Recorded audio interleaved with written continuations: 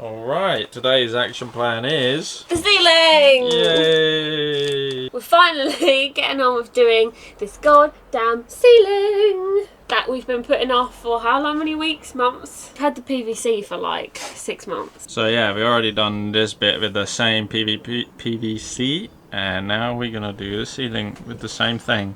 We have prepped, put all the trims up, as you can see, along here, and all the way down there. Yeah, and you only need to do one side because the end one, you can do it when you put up the last piece. We'll glue that one. So we done all of that, and I also cut some little holes for the lights so we have more space.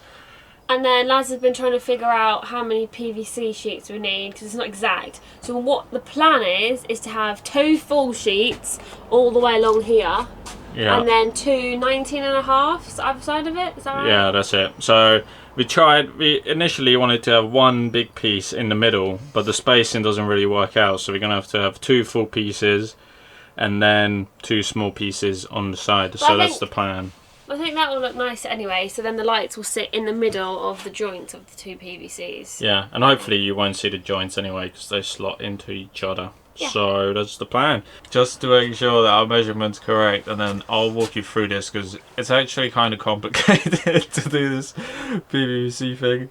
So this first piece is 19.5. So basically what we're doing is the gap between this and this is 89 centimeters. And that's like the middle of the van. The cladding is 25 centimeters.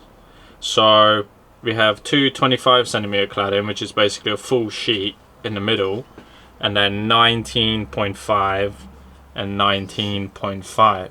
Now the way these work is they slot into each other, and you either staple it or screw it up before you slot like the next piece into it.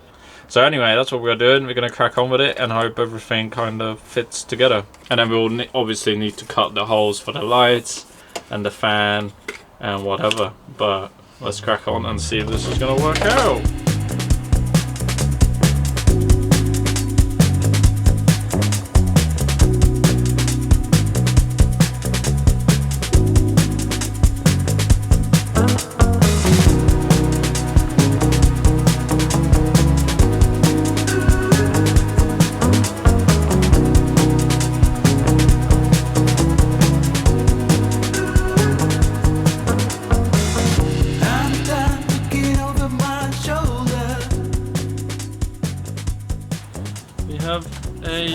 Ceiling somewhat.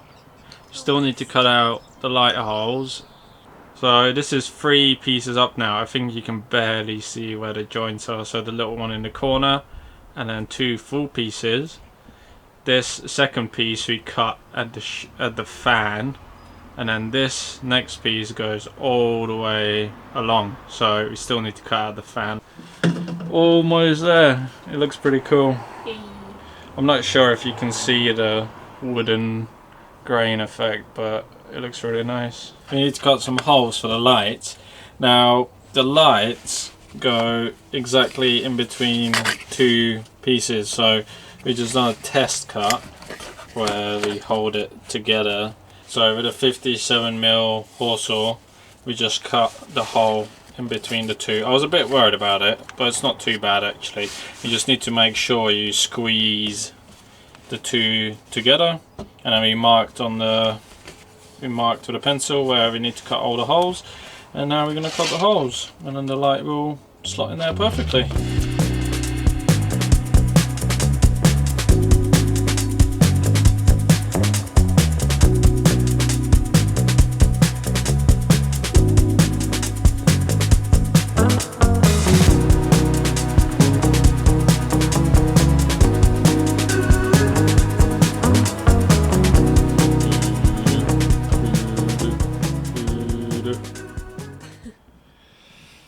What's the situation? Why is this last piece not up? Reality van build with Casalaz. Because if you're doing a build yourself, you know that you've got to be 20 steps ahead to be able to complete a job.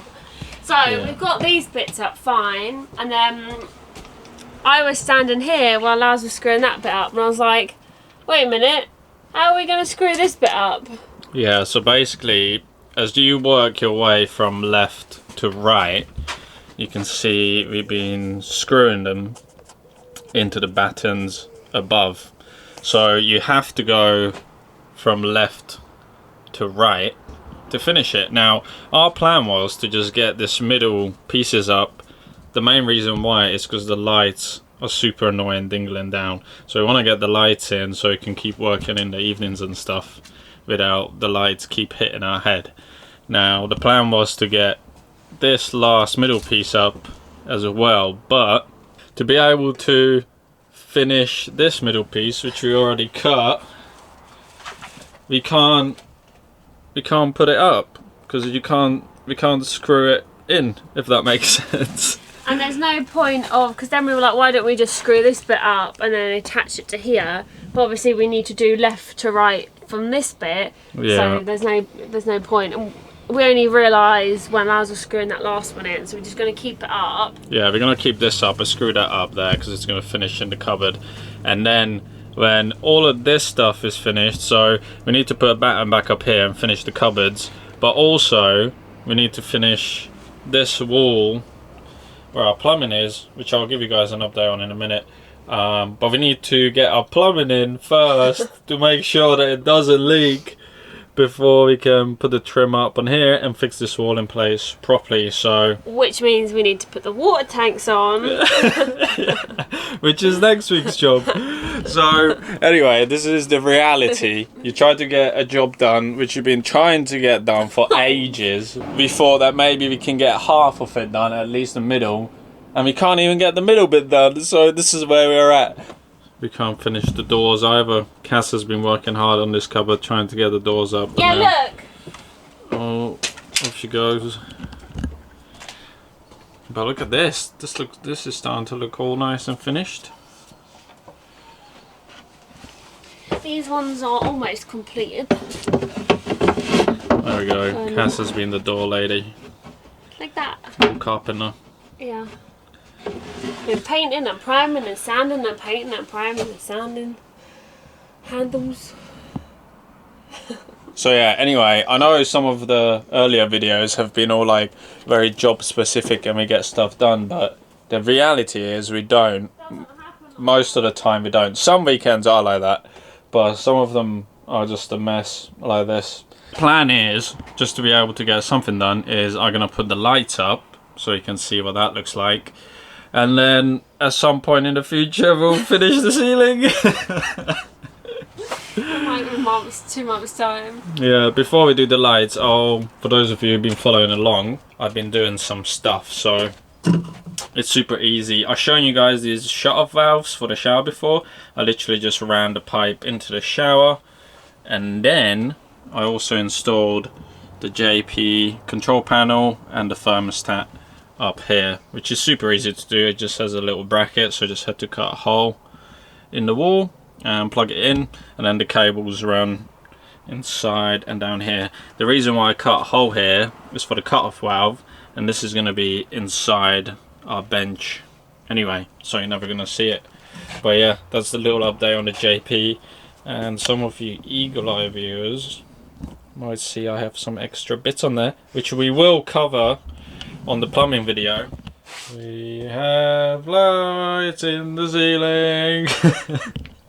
But yeah, they all work. The holes, they fit quite well, but I think we're gonna have to glue them just to make sure they stay in there, but the clips hold them in fairly well. It's just that one's a little bit wobbly. The shower one is in as well. Alright, so yeah, this is it for this week's episode. Hope you guys enjoyed, and see you guys next week, where hopefully we crack on with some plumbing. You are, not me. What? Am I on my own again? Alright, well, see you guys next week. Bye!